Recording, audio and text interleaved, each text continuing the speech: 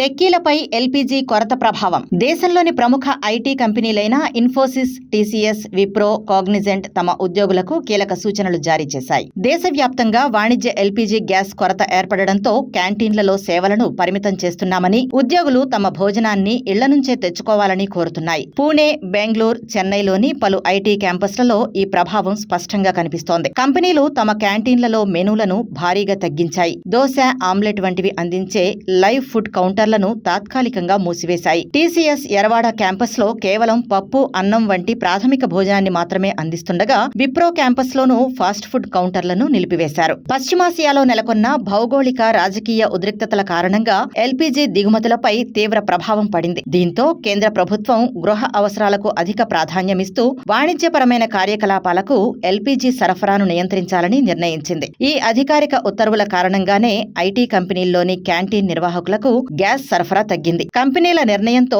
ఉద్యోగులు, ముఖ్యంగా పీజీలు, హాస్టళ్లలో ఉంటూ బయటి ఆహారంపై ఆధారపడేవారు ఇబ్బందులు పడుతున్నారు.